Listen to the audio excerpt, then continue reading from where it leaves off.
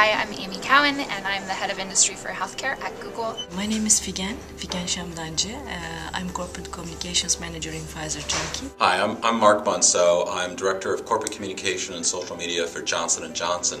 I'm Brian Dolan. I'm the editor and co-founder of Moby Health News. It's a publication focused on mobile health. Hi, I'm Ray Chapsik. I'm the Commissioner of Pharmaceutical Advertising Advisory Board in Canada, alias PAP. My name's Alex Butler. I work as a digital strategy and social media manager for Janssen in the UK. Hello, my name is Jens Monses. I'm the industry leader for Google Healthcare. Change begins internally, so you need to know your company very well, and you need to reach all the related people in the company to understand them why the change is important. And then the second important thing is the support from the executives. 75 to 80% of your job is internal, and it's an obvious point, but it's like anyone that does something like this. The vast majority of work for a long period of time is to try and help the business to understand what it takes culturally with regard to the corporate philosophy and all the rest of it to enable these projects to happen, because they genuinely entail tremendous support across all of the functions: regulatory, medical, obviously senior management. What you really need in an organization is have people in senior management roles who are supportive of making these things happen. And I wouldn't be here today, I wouldn't be doing what I'm doing if it wasn't for Ray Jordan, who heads up my communications department and communications function. He really gave us the freedom to really understand and to delve into this space, and to support us in being able to make mistakes, but also he sees the value of it in the long term for the function, and to be able to really help to enhance communications overall. Pfizer Turkey's strategy was to be innovative and to find innovative ways to do your job in your country.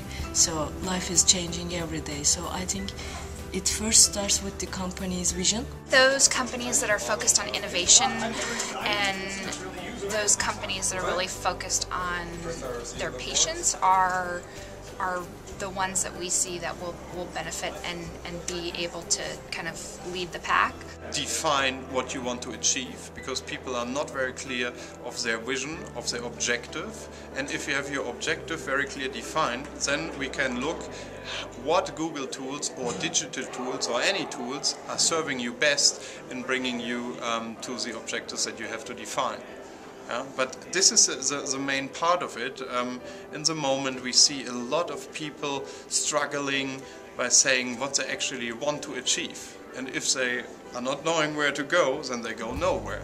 And this is the main part. And then they do the old stuff, their old business model with the sales reps, which is under a lot of efficiency pressure in the moment. Maybe you don't need so many reps, the numbers, but I think their importance to physicians and healthcare professionals is still there, and their role should change. I think it will change to be more like medical science liaisons, but not, medical science, but they still be representing the product and all that. But they'll be in places where and when the doctors want them to be. Maybe the reps will be online. Maybe you'll have a virtual rep. The big discussions beyond all of this is what the business model is for pharma, what it is that pharmaceutical companies are going to be selling in the future. Obviously you can look at wraparound products around the pill, and I do sometimes not massively like phrases like beyond the pill and things like that, but I think it goes to the core of what the business model is. One example would be Vitality's Glow Caps, which were just acquired by partial LA Lakers owner Dr. Patrick Soon-Cheong. Here's a group that has a device. It's got a little pill box, fits all the regular pill box cap, fits all standard pill boxes. It shines, it makes a sound when it's time to take your medication. It'll even call your kids or call your parents, call your friends, and say so-and-so hasn't taken their meds today. They've tested this with healthcare providers, and they find that it can be upwards of 99%, create 99% adherence. The ROI question is interesting, because I actually think that return on investment, which is not necessarily, people think of return on investment about, how much money you know, directly you would get from products. That isn't actually what return on investment is. Return on investment is what return you get for the investment you put in, whatever that project is. So we'd always produce disease information kind of campaigns. You know, not that long ago it would be leaflets and pamphlets and this, that and the other. I mean, what return on investment did we ever prove with that? Whereas now we can show how many people use something, we can understand what that might mean to them, whether they might go to the doctor with that. We get some tremendous amounts of knowledge from the things that we do.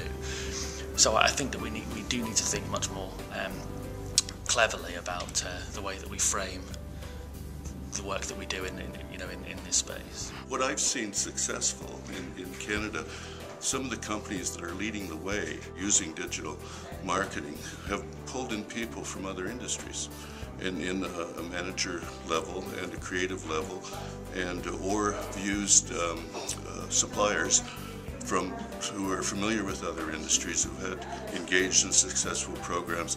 The only thing in my mind is cultural change again. So I see that this is the focus of what you did.